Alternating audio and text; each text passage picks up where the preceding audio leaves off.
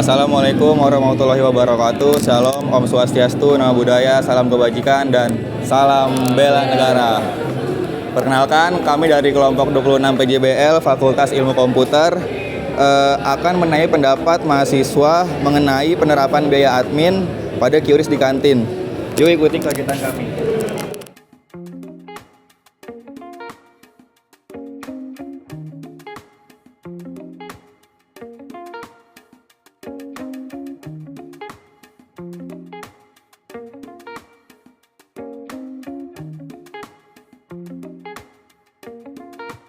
Terima kasih.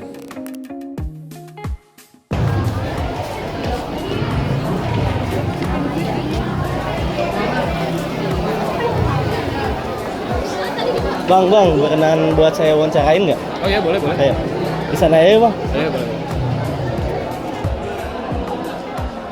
Saya perwakilan dari kelompok 26 PJBL FIK 2025. Perkenalkan, nama saya Muhammad Ibrahim Lesmana dengan NIM 25105111149. Boleh perkenalan kak? Oke, halo semua. Nama saya Justin Gregory Kurniawan. Saya dari FIK, Prodi S1 Informatika. Saya izin bertanya mengenai biaya admin di kantin ini ya. Yang pertama itu, menurut Anda, apakah informasi mengenai biaya admin QRIS di kantin sudah ditampilkan dengan jelas? Jika belum, bagaimana sebaiknya informasi tersebut disampaikan?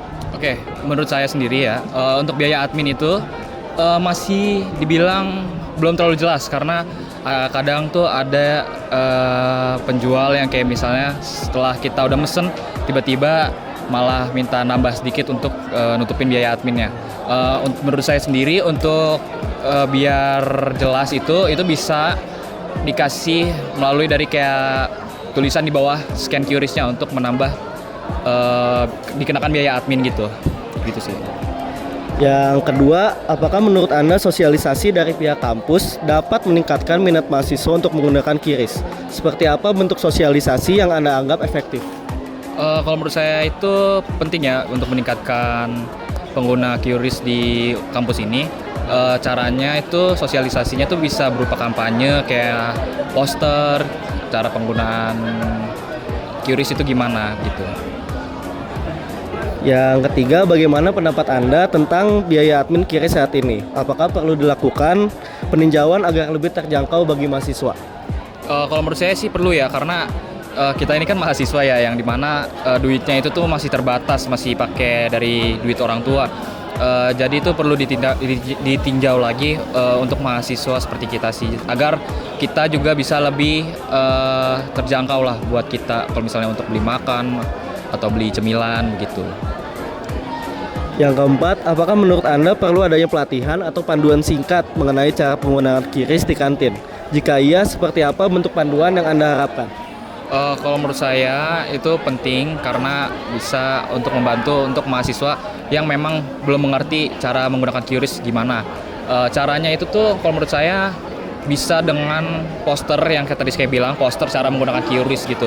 Jadi untuk mahasiswa yang pengen mesen itu dia bisa sekalian lihat gitu langkah-langkahnya gimana untuk cara pakai QRIS-nya itu. Ya, pertanyaan yang terakhir, menurut Anda apa yang perlu ditingkatkan dari sistem QRIS di kantin agar dapat berjalan lebih efisien dan transparan?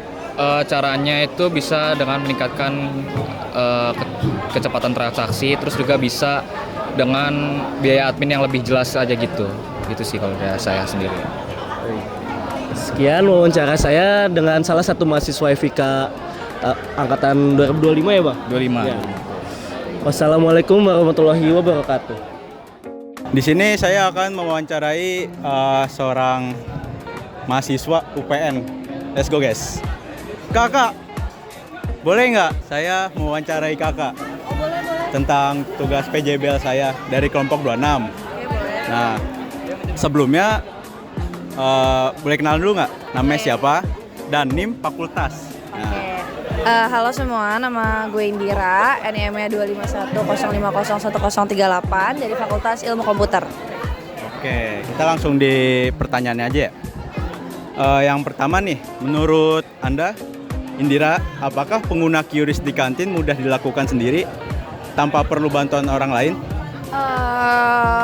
untuk penggunaannya mudah banget. Jadi tanpa harus ada interaksi sama penjualnya juga kita bisa langsung bayar gitu. Oke. Dengan pertanyaan selanjutnya, bagaimana pendapat Indira tentang kecepatan proses pembayaran menggunakan QRIS dibandingkan dengan cara lain seperti uang tunai? Untuk kecepatannya tergantung ya, kalau misalkan saat itu sinyalnya lagi bagus itu bakal cepet, tapi kalau misalkan lagi nggak bagus mungkin sedikit memperlambat proses pembayaran. Oke. Yang selanjutnya, apakah Indira pernah mengalami kendala atau gangguan saat menggunakan QRIS di kantin? Jika iya, seperti apa gangguannya? Buat gangguan sempat pernah, mungkin karena sinyalnya, bentuk gangguannya ya karena sinyal yang jelek jadinya rada nge-lag lah. Oke, yang selanjutnya 2 lagi nih Kak. Menurut Indira, apakah pengguna QRIS membantu pedagang dan mahasiswa dalam membuat transaksi menjadi lebih teratur dan efisien? Membantu karena mungkin di situ situasinya penjual lagi ribet atau apa, dengan adanya QRIS kan bisa kita langsung bayar aja tanpa harus ada interaksi sama penjualnya. Oke, terakhir ya. Apakah Indira merasa lebih nyaman menggunakan QRIS dibandingkan uang tunai? Dan mengapa demikian? Lebih nyaman karena yang biasanya bawa dompet, kita nggak perlu bawa dompet, kita cukup bawa HP, karena HP kan pasti dipegang ya. Jadi buat aku pribadi itu mempermudah. Oke, sepertinya pertanyaan sudah selesai dan udah habis. Sekian dari saya. Wassalamualaikum warahmatullahi wabarakatuh.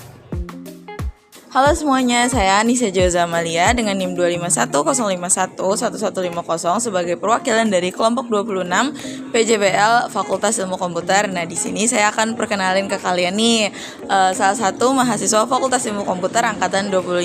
Boleh kenalin diri nggak, Kak? Oke, halo semuanya. Kenalin, nama aku Andika Rania Ramadhani Lakare dengan nomor NIM 251051141. Nah, oke, aku boleh tanya-tanya ya ke kalian. Nah, yang pertama nih, bagaimana menurut Anda, apakah akses jaringan internet di area kantin nih udah mendukung penggunaan QRIS dengan baik apa belum?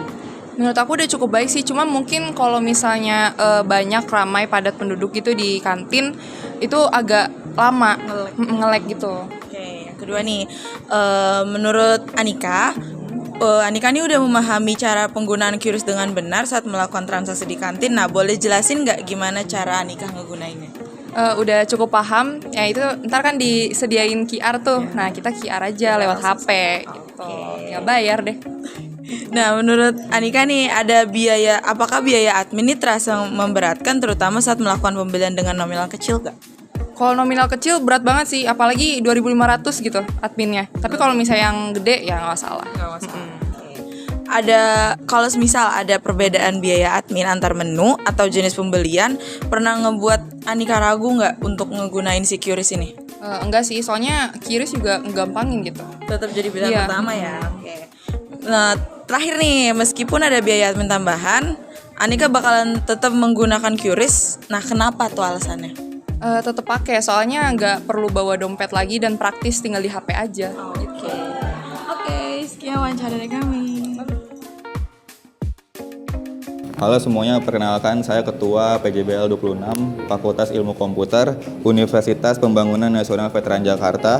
Pada kali ini kami akan memaparkan hasil penelitian kami yang berjudul Persepsi Mahasiswa Fakultas Ilmu Komputer terhadap penerapan QRIS di kantin kampus. Latar belakang dari penelitian ini berangkat dari semakin meluasnya penggunaan sistem pembayaran digital termasuk di lingkungan kampus.